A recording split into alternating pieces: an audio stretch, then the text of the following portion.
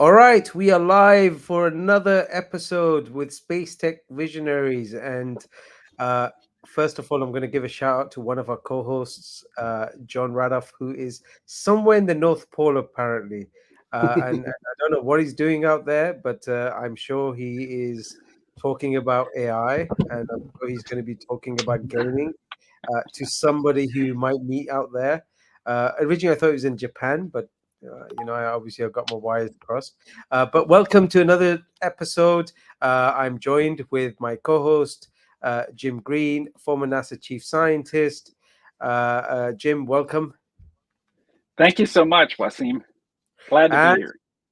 today we have such an interesting guest, someone I've come to know and admire, and it's going to make some great conversation. So, Remco, welcome to the show. Thank you very much, Wasim. Honored to be here with you. Now, Remco, we've done a couple of things together. This is going to be exciting. You're currently, of course, the CEO of SpaceSide, and you're the senior communications and outreach expert at the European Space Agency. So you probably know a thing or two about marketing and communication, but also, AI has come in and disrupted that world. So we're looking forward to how that comes to be. So welcome to the show, and let's get started. Thank you very much. I think what's happening today, it may not be the right pulse of things. You have to go to conferences. You have to be able to be there, listen to the discussions, and see what's happening. And Remco, since you and I really got to be fast friends a few years ago, I've been trying to follow you. And you go to some of the most fantastic conferences. And I really enjoy your little vignettes that you put out on what's happening. But I know there's so many other things going on.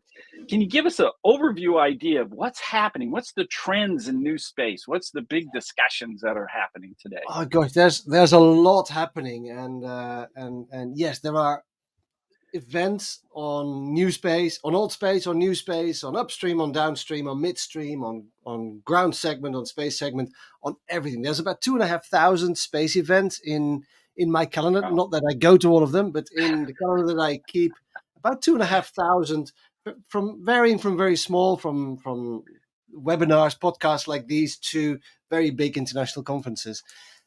There's a few themes that are happening, and they're happening all over the place. And it really depends on the area that you're in. But most recently, I've attended a few conferences on Earth observation, and Earth observation is an area in very fast development. We have, of course, the big Earth observation constellations, the European Copernicus constellation, NASA's and NOAA's Landsat. EOS.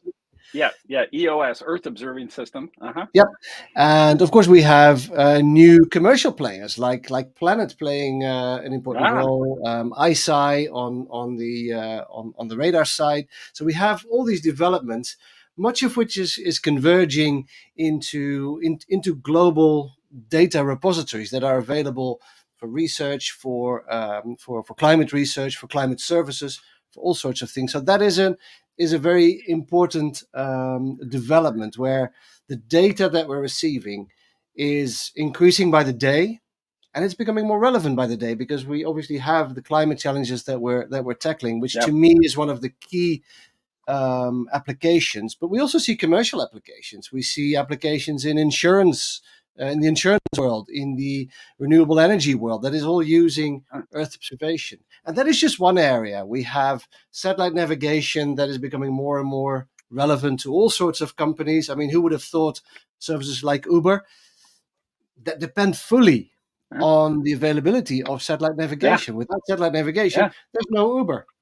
You won't get your food. You won't get your ride. All these types of services that develop very fast. That begs the question: is Uber a space company? Well, I'd argue that it isn't, but it's fully dependent on space technology, and that is interesting to see. And the same is in the world where I work right now at the European Space Agency, where I deal with satellite telecommunication. Again, there is a lot happening, both on the government side. We see in the European Commission, we see dedicated systems for government communication, but also on the commercial side. I mean, telecommunications was the first commercial application from space with television signals and internet.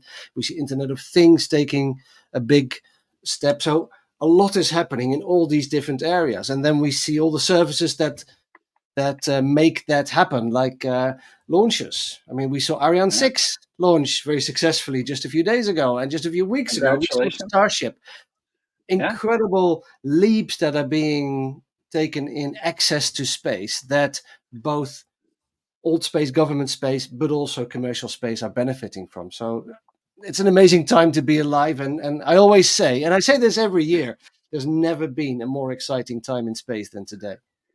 I agree with you in so many ways. And I've often said this, that if I had one wish, I would wish I would just graduate from the University of Iowa with my PhD and look forward to the science of the next 40 or 50 years. Rather than be at the end of my career, I would really like to be at the start of my career today. Yeah. Because of so many things that are going on. Well, you bring up a couple points there that are really exciting. One of which is, as you say, the heart of Uber is really space based, and the fact that you can find your ride and you can see where your ride is and you can be where the ride needs you to be and you can pick up and you can follow them all the way to your destination, and then pay automatically. The convenience of that is spectacular. And it's really putting out of business many of the traditional modes, like the traditional taxi mode at various cities. But in a reality, another thing is happening, and that is it's so slick and neat, it sort of hides the importance of space. I mean, it's so well integrated, you don't necessarily know how you're getting that signal. And it may be all ground something or others that you may not know about, but in reality, it's space. Yep. The species has grown up with so many space applications, and there's just going to be more and more of those. That one of the things I want to do in my career, or towards here the end, is talk about how that is integrated and how that has helped us in our society today. And that's a really tremendous example of it, because I want people to know the importance that space provides them. Well, and that's an interesting angle. And you started by mentioning marketing, Wasim. Before we move to the next topic, I just said there's never been a more exciting time in space as today. But the second sentence is, yet nobody knows about it. Yeah, still, right. Too many people walk around in these NASA t-shirts thinking, that's amazing. They put Neil Armstrong on the moon. Oh, and what happened after that? Well, we don't know, but Neil Armstrong on the moon, it's so cool. Yet we're now, almost 60 years further, and a lot of stuff has happened. Oh, a lot. The people don't know about it anymore. And right. The problem, not so much that it's a problem that people don't know about all these different spacecraft, because many of them, fair enough, it may be not that interesting story, but the industry now suffers from a lack of workforce. People don't see space as a career option because, hey, Neil Armstrong walked on the moon 60 years ago, and I'll work, I don't know, in IT or in AI or here in London, I work in the city in banks because that's where everything happens.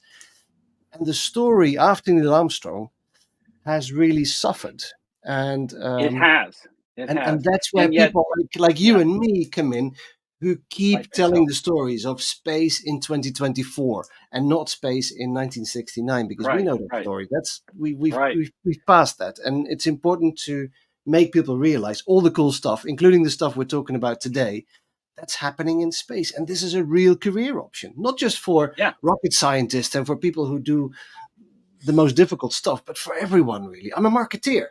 And I'm proud to work in space, but I'm not an aerospace engineer. I can't build spacecraft, but I can tell the story. And there's a place in space for everyone, and that's really important. Right. That story goes out. I think banks can't even survive today without space.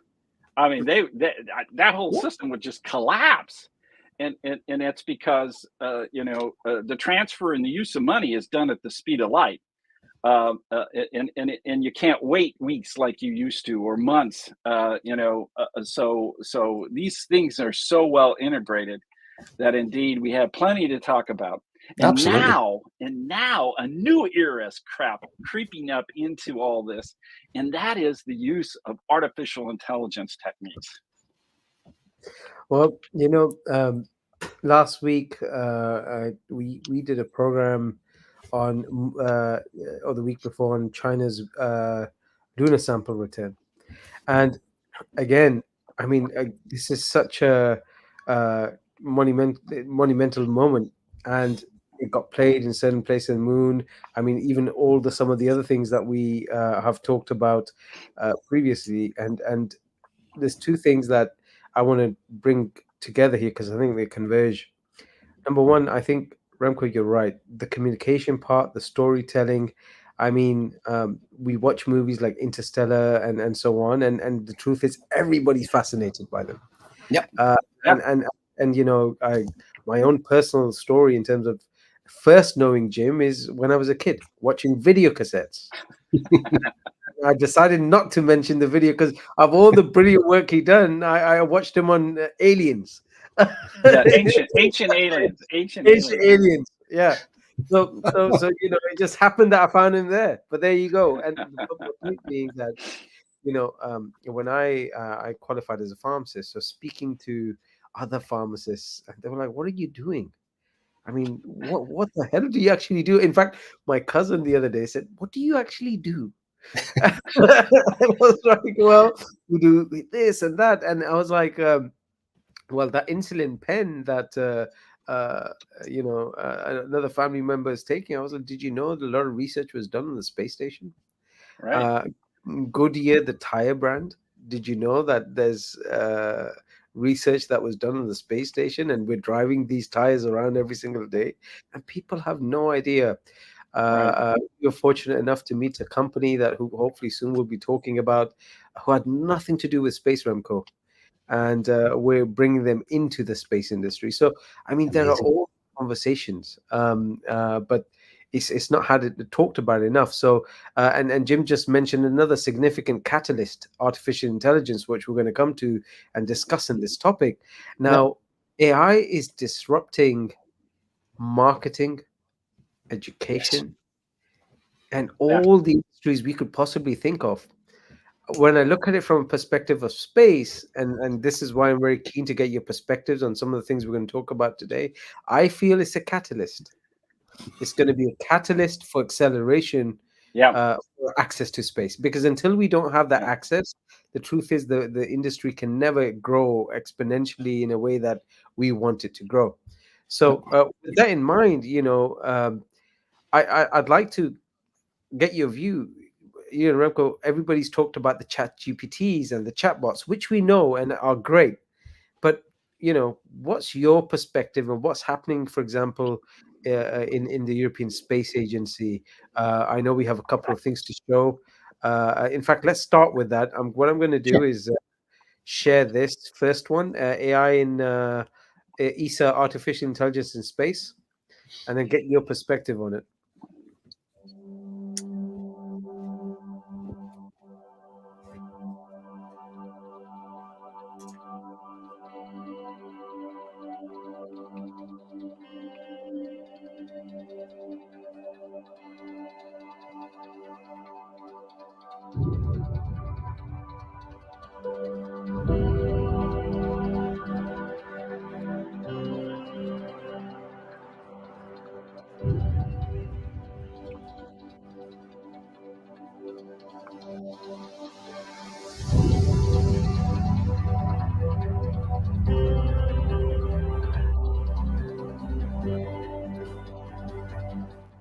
What do you both think?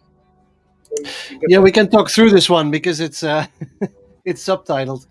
Yeah, no, and these are some great examples. And this video is a couple of years old already, but there's really good examples of what AI and machine learning can really do. In this particular example, in planetary and robotic exploration, is use autonomous systems that can make decisions in space, far away, with big latency, by themselves. And right, and that's an amazing thing that will speed up this right. robotic exploration in far destinations quite significantly. Yeah, that's really critical to understand that many people may have been lost on them. Is because where we go in the planetary system is so far away from the Earth. When we study Mars or fly by Pluto, light travel time really comes into effect. So it's not like we're going to joystick our rovers on Mars. Mars is either 4 light minutes or up to 22 or 23 light minutes away at any one time. And Pluto is 4.5 light hours away. So you have to develop capabilities that make decisions on their own, or they'd be constantly waiting for somebody back at Earth to make a decision and then perform an action. And that latency, as you mentioned, is just huge as you go further and further out in the solar system. So artificial intelligence is really critical. A perfect example of that was landing Curiosity and also landing Perseverance on Mars. When those spacecraft hit the top of the atmosphere of Mars, going 7.5 kilometers per second, we were 8 or 9 light minutes away. So we didn't know it hit the top of the surface for 8 or 9 minutes.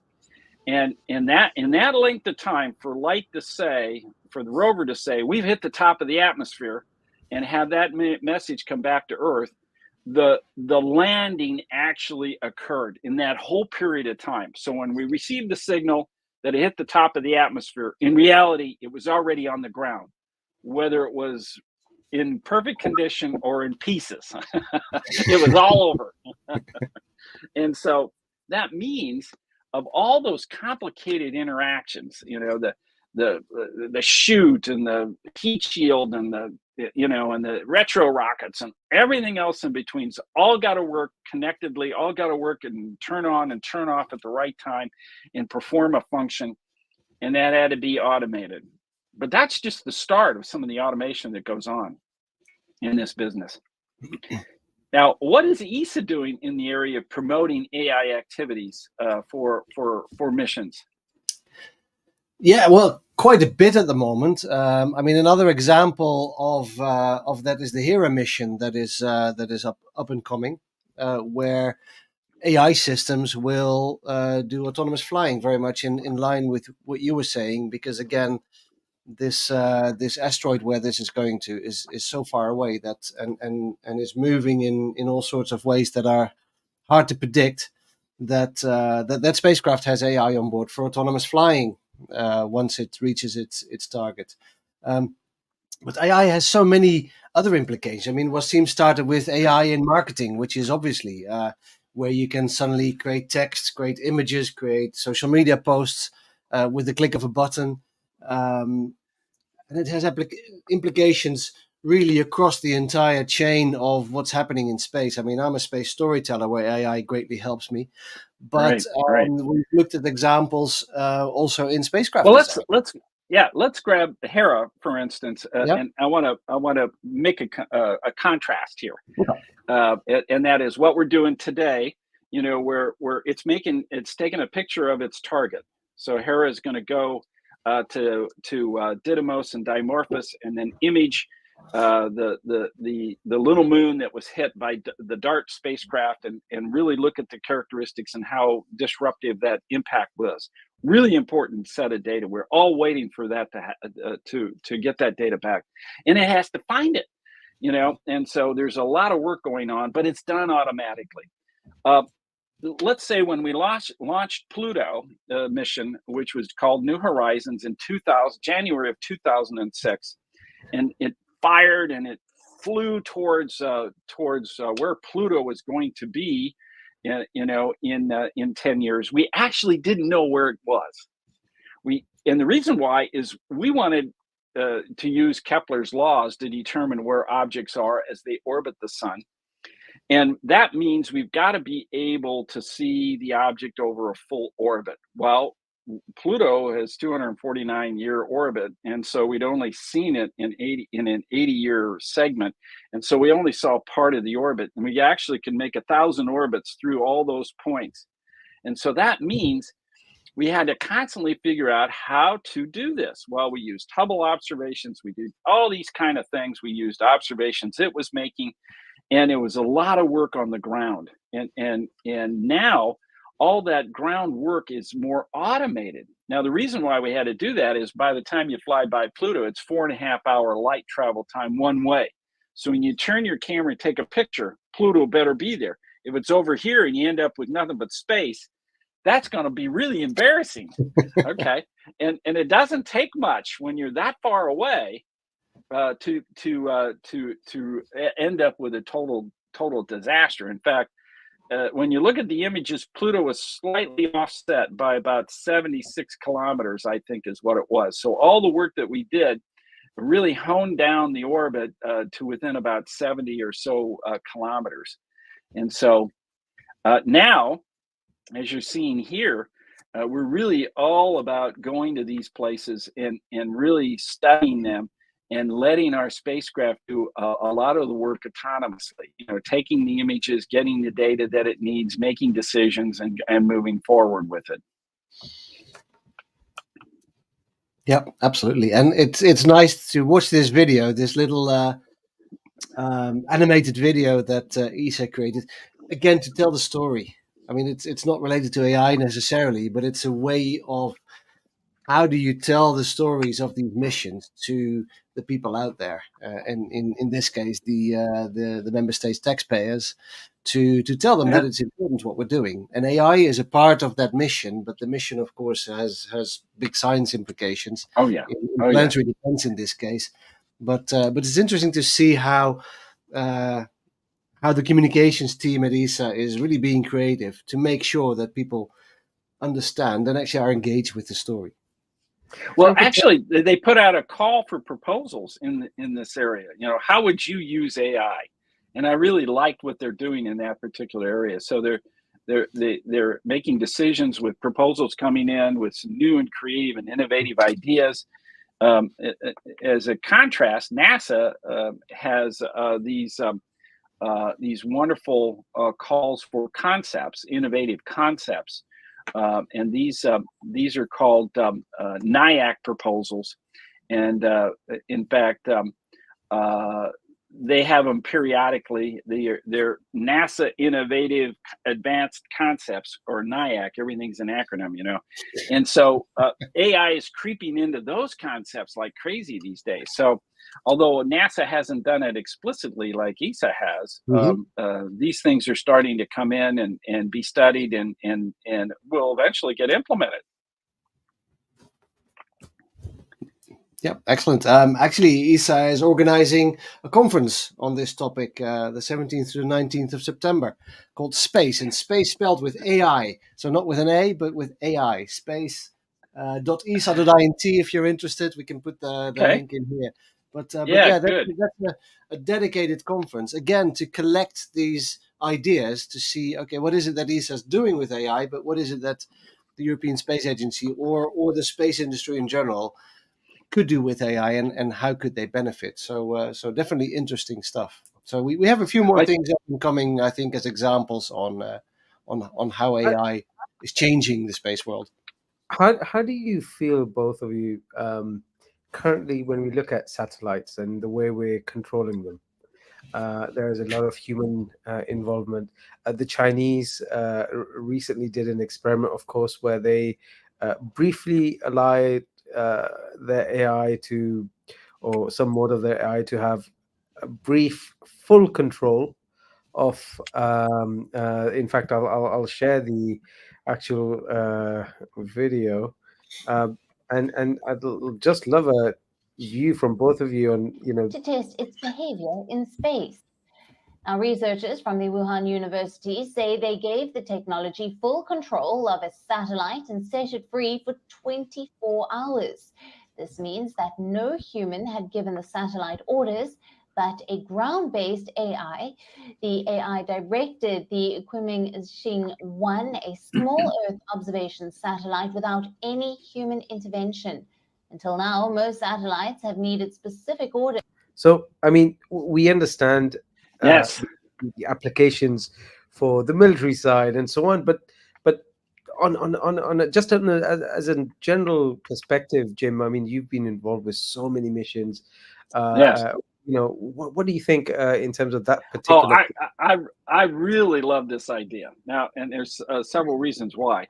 When we look at our Earth observing satellites, they're making a huge amount of data that they send back to Earth through images at different wavelengths, looking for different things. Okay, whether it's carbon dioxide emission or methane emission, both of those are big greenhouse gases that we need to start monitoring more, and we're starting to do that. But methane in particular can be very sporadic. Sometimes it can go, sometimes it can change in intensity for just a whole variety of reasons. And so from space, one of the things that we do then is all that data comes down, and then people look at it and people say, oh, we need to go back to this area and look at it more. Let's task the satellite. In fact, a lot of our satellites are tasked. In other words, there's an area that we want to look at with different wavelengths, and that the spacecraft has that capability. And so then you create those commands and you upload it, you test it, make sure it's going to work, and then in subsequent orbits, it can do that. However, as we move into the AI era, having the spacecraft self-task itself, recognize some important thing that occurred in an image, and then say, on subsequent orbit, we're going to take a detailed look at that using different bands, because we now have a hint that something needs to be investigated further. This is extremely important because it then enables us to get the data we need in a very quick and timely way, and that can make a big difference in many different scenarios. Looking for methane emission as I mentioned, is a good one, or CO2 emission. Those can be very localized, whether it's coming from a factory or it's coming from an area where there's leaking through the ground, leaking through the ocean. There's sometimes that occurs, and so once it gets in the atmosphere and you can observe it, you want to be able to observe its extent, where it goes, but the origin. And so tasking, or having the satellite self-task, can more easily find the origin of these emissions, for which then we can, with human intervention, be able to mitigate any release of emission. This is going to be more and more important as we move into an era of what's called carbon sequestration, where we take CO2 out of the atmosphere and then we have to store it somewhere. Well, you want to be able to store it, and it may end up being, underground storage. Well, underground storage can be so huge, you might start leaking out somewhere. So you want to be able to find those areas and then stop the leak. And from space is the best place to do it. And we have those tools to do it. So self-tasking is going to be very important as we move into this new era, and AI is the way to go. Yep, no, absolutely. And there's the self-tasking. There's a few other elements when you specifically look at Earth observation satellites where AI plays an important role. Tasking is one. Part of that tasking could be onboard data processing and onboard data filtering, where you're looking for specific characteristics, be it something simple as filtering out the clouds. I mean, some people are interested in clouds, but most people for Earth observation data are not interested in clouds. And Right. sending all that useless information, taken free, Right. but less relevant information down to Earth, using spectrum that you could use for other things, Right. is a big thing, where AI can look for specific information, and by tasking a satellite to pre-filter that information could make more efficient use of bandwidth. We already do that a lot on the ground to look for certain characteristics in Earth observation data, but it can be much more efficient to do that on the satellite itself. Another interesting one in this Chinese example is also the autonomous driving, if you like, of the satellite. Not just the pointing of the satellite to areas of interest, but also space traffic management. And a good example I always think is, we're working very hard on making the 1.5 billion cars that we have in the world right now, to make them as autonomous as possible. because these 1.5 billion cars on the world, they tend to collide a lot and cause a lot of issues. Well, if that happens in space, where we only have 10,000 active satellites and quite a few more pieces of debris at the moment, but we have a similar issue. And by creating autonomous driving in space, we may be able to mitigate some of that debris risk by giving the satellites more autonomy to do these last-minute collision avoidance maneuvers independently before we even notice on Earth. Because I've heard that in some cases, debris avoidance maneuvers still depend on people emailing each other. They do. And here's why. The heart of that, of course, is what are the groups that are making the observations to determine where the debris is at? There's only a few. And then how do you get that information and disseminate it? And then on top of that, how do you say, I'm a satellite vendor, where are my satellites with respect to all that debris, and whether I should know there's something I'm going to fly near and I need to avoid or not?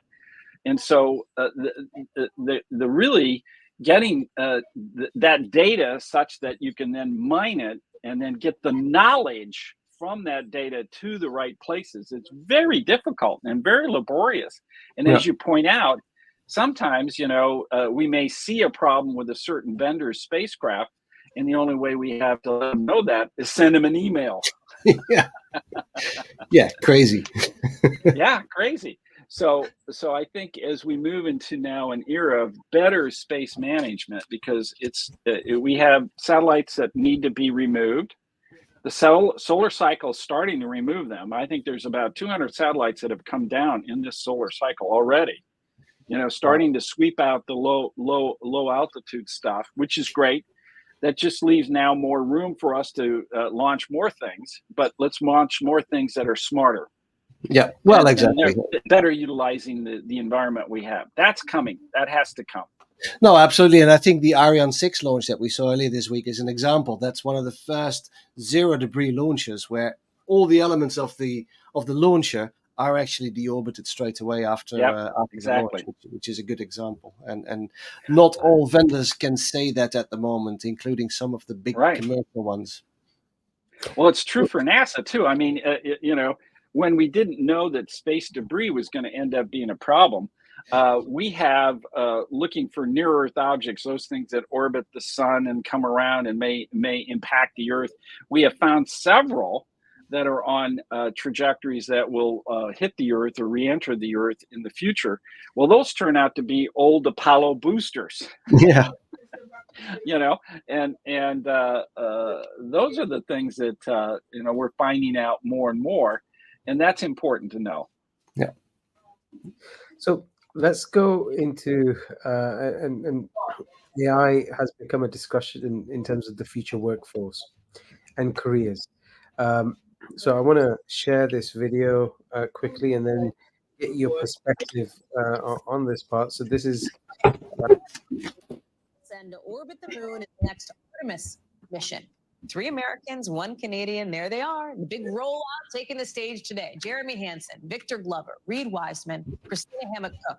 They're part of this ambitious push to establish a permanent base on the moon and to prep for a mission to Mars. But all of this activity means a new challenge: building rockets and spaceships and equipment fast enough to respond to obstacles out in space. So now, NASA engineers are turning to AI to help design customized parts that are more advanced than ever.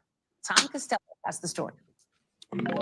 Here at the Goddard Space Flight Center outside of Washington, NASA research engineer Ryan McClelland is pioneering the use of artificial intelligence to design parts of the spacecraft of the future. In science fiction, there's always thousands of people living in space and these huge structures in space. For me, the interesting part to this is, I mean, we've been talking about CDF.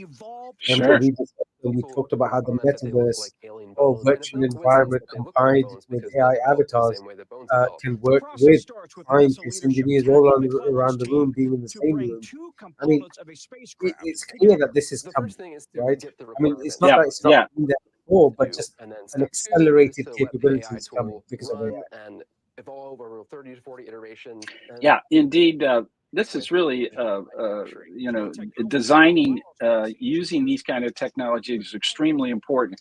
What you want is support and minimize the weight, and even support structures. You're looking at things that fasten to put things together that allow for certain functions, but you wouldn't want to cut it out of metal. It'd be very hard or difficult to do that, and that's what we do in the past.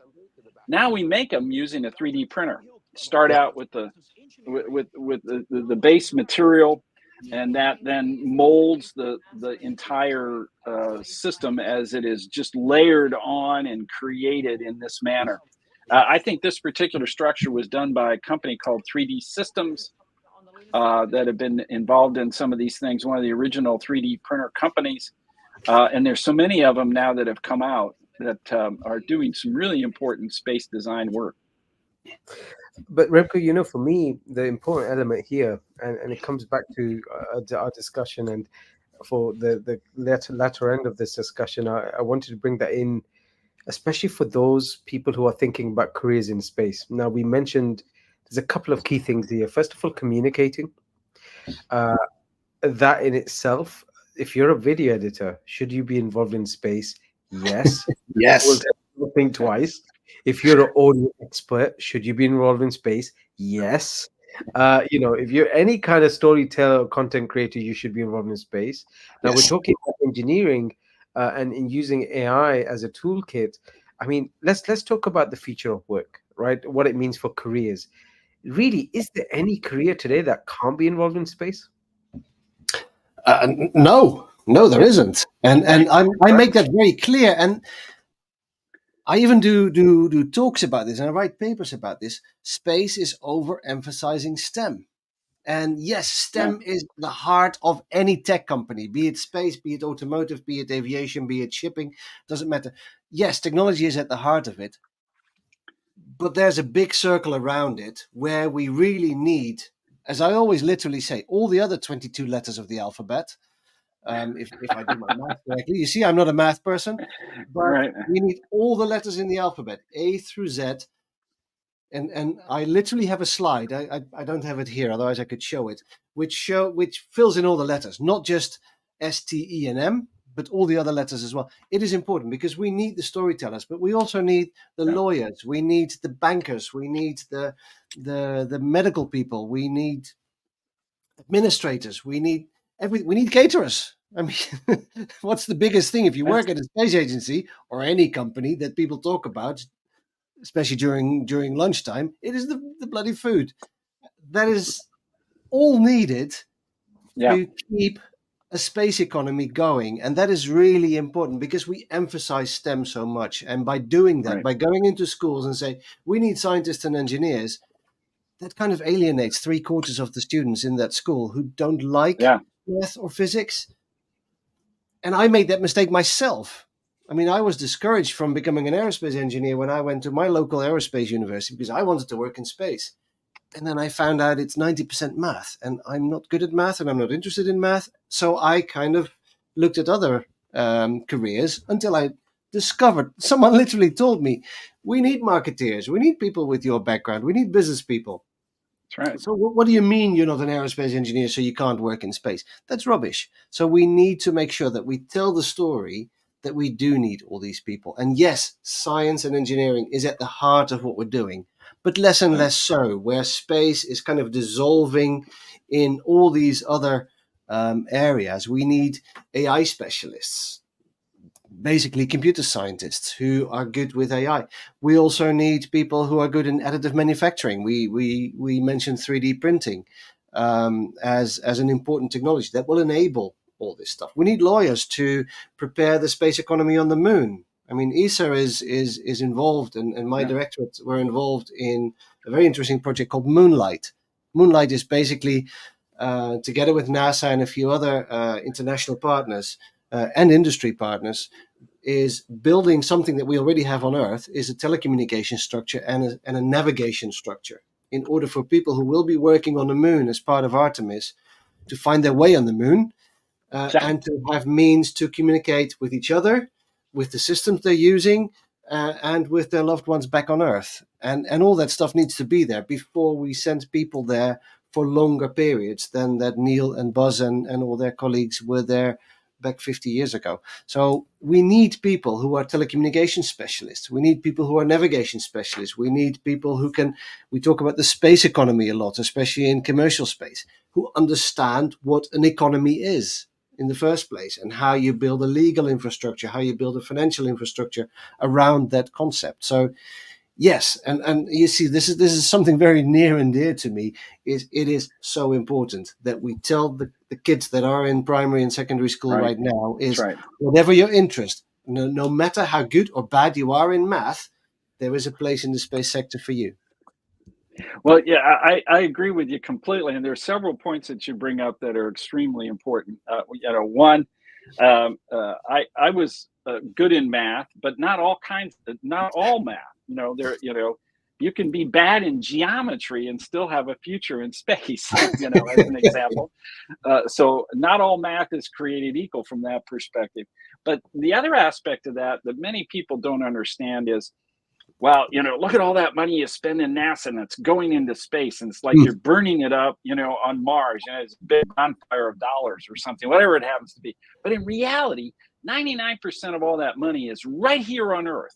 It's the infrastructure, the people. It's building those relationships that are so important between each of these groups that then make things happen, from the scientists to the engineers to those people that build the rockets.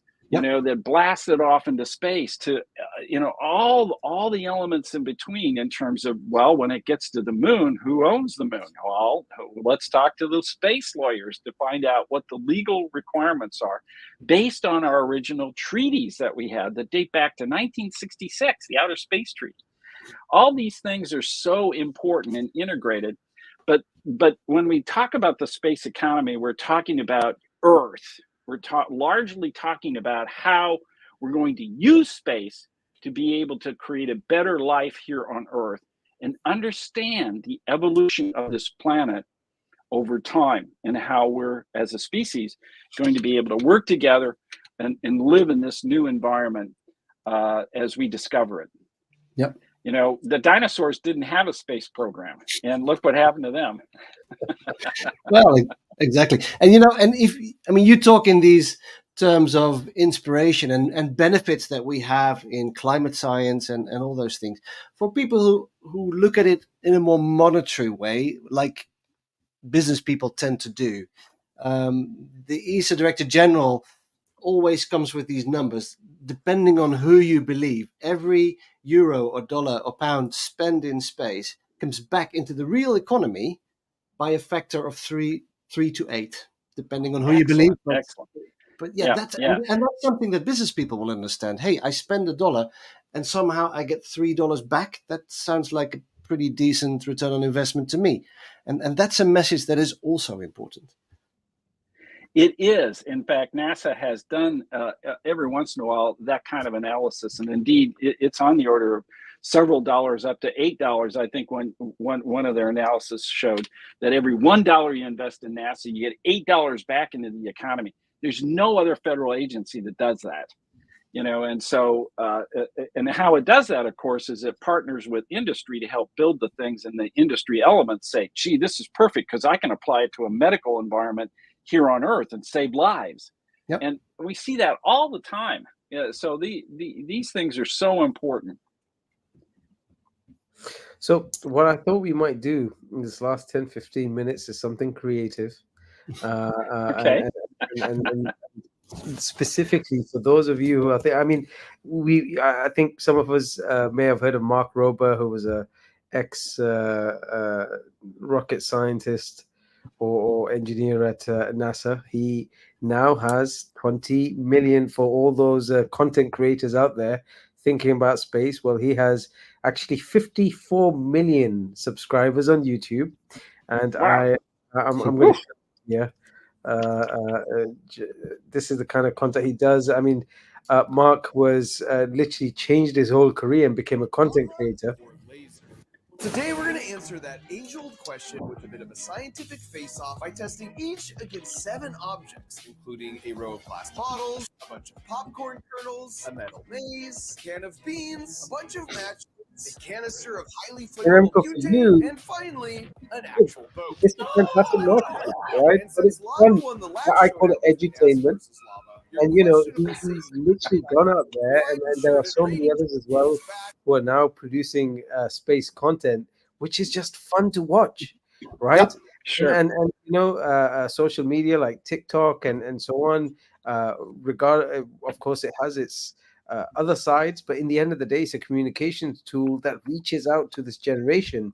Yep. And so, considering he's doing that, I thought we should do something as well. So the first thing I think Okay. we should do, Remco, is we are going to do 2 things. We are going to show normally how long does it take you to create a video? Nowadays, with tools, Uh-huh. just a few minutes. It's made so easy. Artificial intelligence is part of that. It's Right. nowadays it's very simple. When I started doing video a few years ago, it took me 10 times as long as it does right now. Right. I bet. Right. So let's do this. First of all, we're going to create a quick song. Okay. It's something fun we like doing here. So we like to use this app called Suno. Used this before, Remco? No, this is new. This is interesting. I'm writing it This is down. going to be fun. So this is what we're going to do. We're going to use Suno. We're going to create a space song together.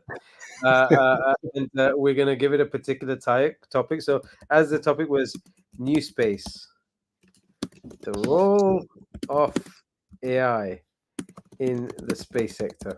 All right, that's what we're going to call the title. Now we're going to decide what kind of groove we want to get into it. Now I'm of course well into my jazz, new jack swing, soul, electric guitar, but we can decide. So why don't we mix and see what we come up with? Yeah, because that doesn't necessarily appeal to the younger generation. Let's put it that way. I'm very much with you, but my beard is the same color as yours. Yes, it is. It is. Mine's even whiter. So I was going to say rock, but yeah. So why don't we blend something together? So Remco, give us a flavor of any type of music style that you would like to see. We'll mix it and see what it comes up with. I think we should do something in the style of, well, what is hip and happening right now? Hip hop. Yeah, like hip hop, Lady Gaga, poppy type things. What really reflects the with the youth? Hip hop, hip pop, hop, or just chart music. Lady Gaga. Chart music. She's coming out with a new album. I read in the news this morning. Not that I follow that very closely, but yeah, that's hip and happening. So the one I bought that she put out was with Tony Bennett. That shows you. Okay, bit of a contrast. You know, we talk about AI, and great. for all these students, you know, one of the things I really love about an app like this is you're thinking about prompt engineering. You're thinking about what do I want prompt, what do I want to create out of it, right? Gets you to think that process. We're having some fun here with space, but let's go. New space, role of AI in space, music style should be hip hop, pop, chart music style. Use instruments, including the electric guitar, just because I love the electric guitar. And let's see what it comes of it. But the point here is to show all of you who are thinking about careers in music and art and how does it involve with science. Well, believe me, today there are a number of ways to do it. Let's see what we come up with. And Remco, you can do instrumentals with this. Yeah, you this know, is amazing. a bunch of different things. This one we've chosen for lyrics. So let's see what we come up with. Now, I love what we're doing here. This is a really good idea. You mentioned prompt engineering. Prompt engineering is a job that will be happening in the next 5 years. Yeah, it is. The more the you kids can in learn, primary school right now, they will be beyond prompt engineering because prompt engineering will be taken over by AI as well. We cannot predict what the jobs of the future will be, but the jobs of the near future, the job of 2025 and 2026 will be prompt engineering. I know you can make 5 or 6 digits already if you are a good prompt engineer. All right, let's see what we've got here.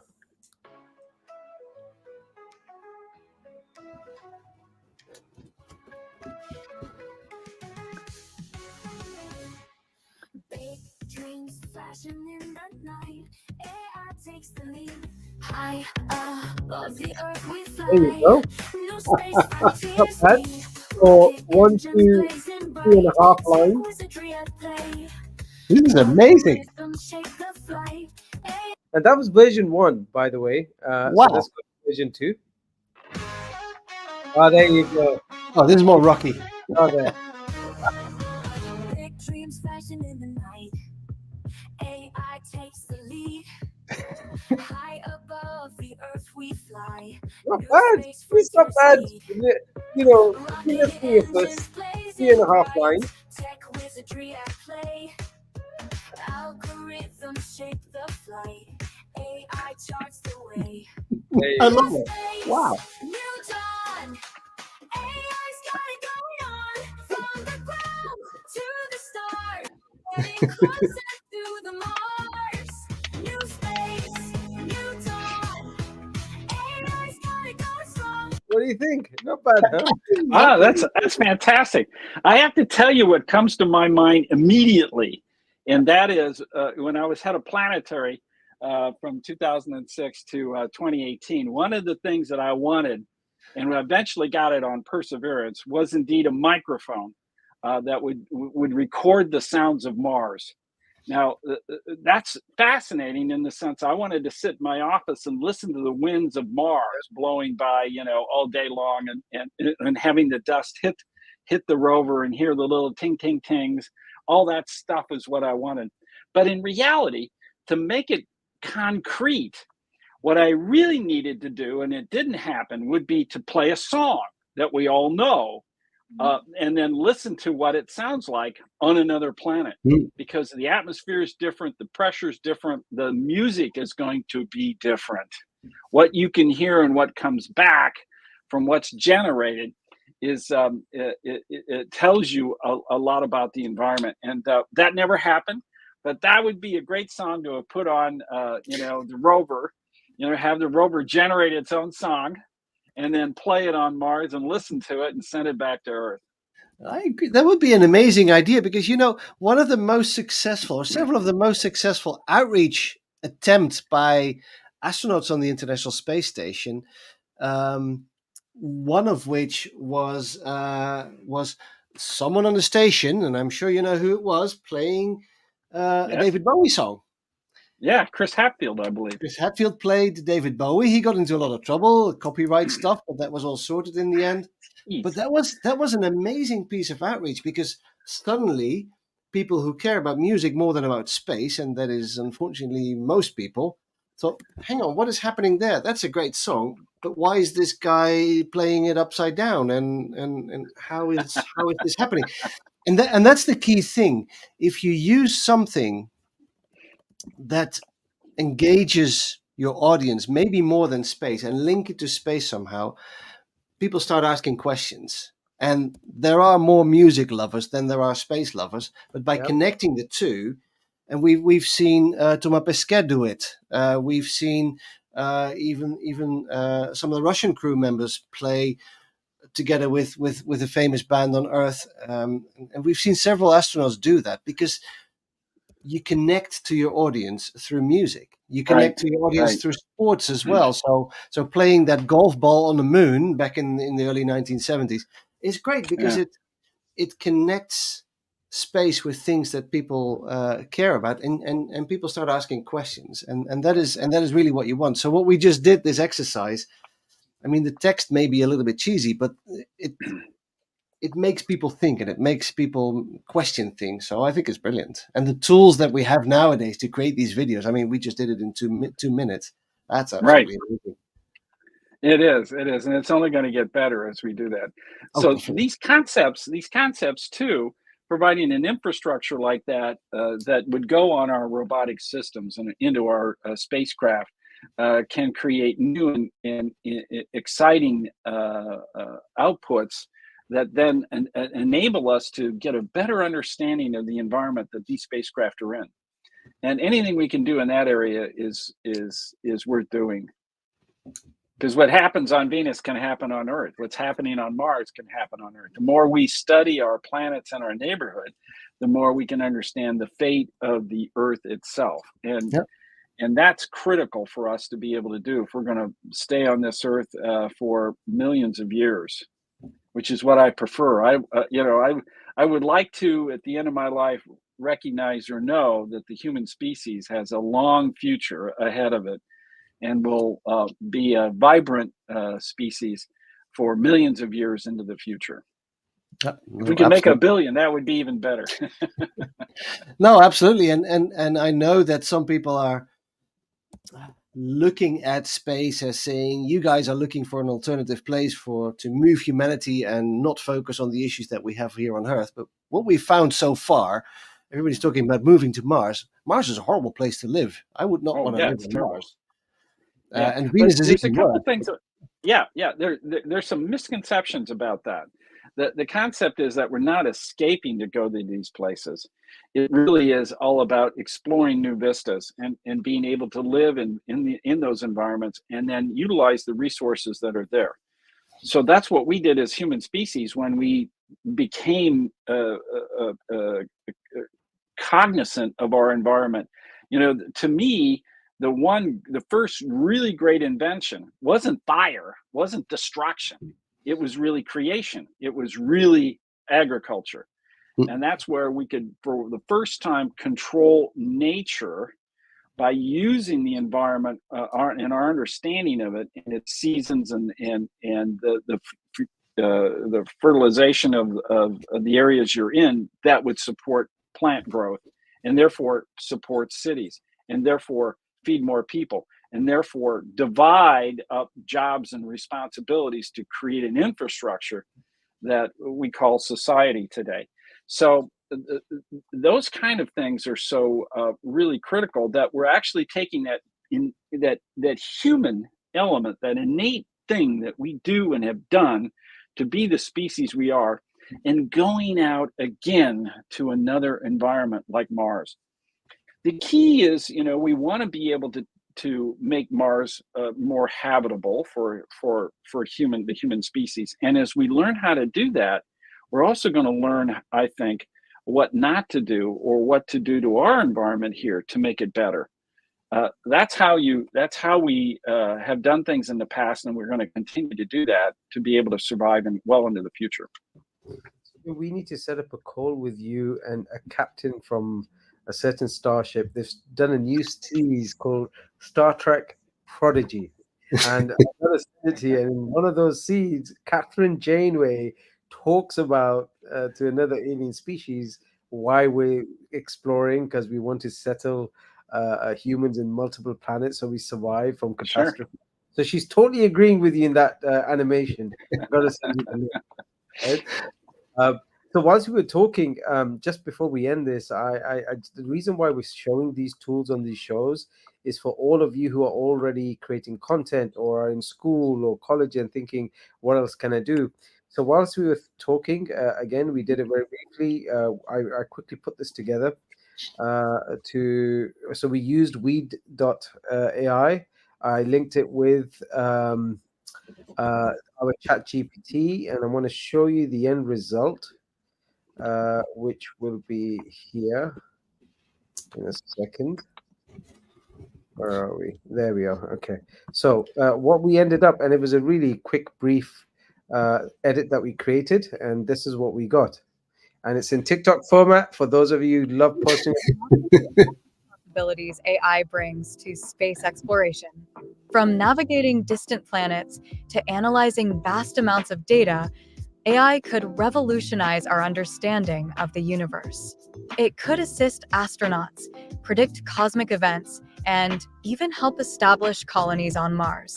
The future of space is in our hands, and AI is the key to unlocking its mysteries. Let's dream big and explore the infinite potential of AI in space. There you go. Not Amazing. bad, right? There you go. Why you bring this up is I think every space company should have a space communicator. And now there are all these apps and things that we can use to share this communication. Imagine digital avatars of Jim being available throughout. Right?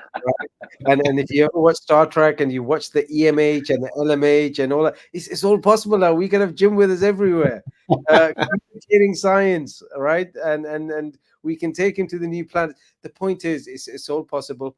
For all of those looking at careers, I want to end this with advice when it comes to the future of education, right? One thing for both of you, because we've talked about things and people can look, we know the technology is there, we know the way we learn has to change, because the truth is kids are already changing. If they're not doing it in school, they're changing at home. So what would be a message then to the system itself? Because we know the kids are picking up information. In some cases, they're the teachers, and they have more knowledge than in certain things than we as parents or educators would. So, what one advice from both of you in regards to that? Well, relative to that, the kids are in an environment where they actually can play with these concepts and play with these things, and it's through that play that they learn. So they also have passions. They also have the ability to concentrate, and this is exciting. I want to follow that. I would say, follow your passion. I remember when I was young and I was getting an undergraduate degree in astronomy. I was being told at the time, well, gee, I don't know if that's a good idea. I don't know what you can do with it. Well, I ended up being NASA's chief scientist, the top scientist in the agency. Had I not decided to ignore that and move on, I would never had that opportunity. So I've had a wonderful career because I've done the things I've wanted to do and I'm passionate about it. So follow your passion. And that also means be aware of what's around you. Take care of those things where you want to take advantage of opportunities that come your way. Yep. No, and I would definitely second that. And you asked, Wasim, how should the system use this idea to encourage curiosity and to make it fun, because somehow the educational system is such that all 6 and 7-year-olds want to be astronauts, but no 18-year-olds want to be astronauts anymore because they have been discouraged to do anything, well, in technology or in areas that might not be perceived as attractive. So somehow the system needs to encourage curiosity, passion, right.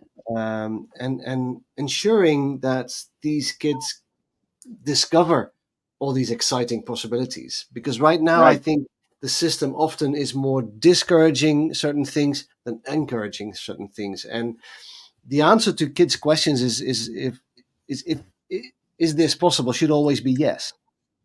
And then maybe build some framework around that. But right now, the education system is so tied up in formal bureaucracy that it kind of discourages kids to want to become anything, and that is difficult. And if you look at the space element of formal education, that has very slowly been decreased. I mean, there's kids that are coming out of high school right now that don't even know the sequence of the planets.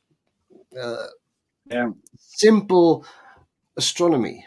And even if you ask them, they say that is so boring, we never want to do anything with math and physics again. And that is a pity, because we really need to show the exciting opportunities, the exciting careers that there are. And in space, we've not done a good job in making space an exciting career opportunity.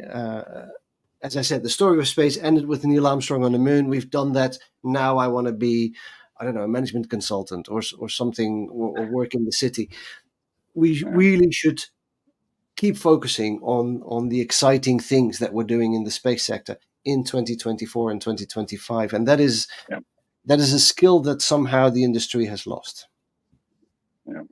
Well, if you keep producing movies and getting people like Jim and you guys involved, and the content and the social media and so on, I think it's very possible. I think there's a whole new generation of content creators who are putting exciting content out there in space. Do we need 100x on that? Yes, we need a lot more. but it's definitely starting. But with that, for both of you, thank you so much for such a fantastic too. session. And for all of you watching, if you had any comments or questions, anytime, feel free to ask them. But thank you for the audience that attended. It's been a very nice and healthy audience. It's good to see that people are watching and enjoying what we're talking about. And we'll look forward to future episodes. So thank you, everybody. Thank you very Thank much. you, Wasim. And thank you, Remco. Thank We you, really Wasim. enjoyed- Thank you, Jim, for having me today.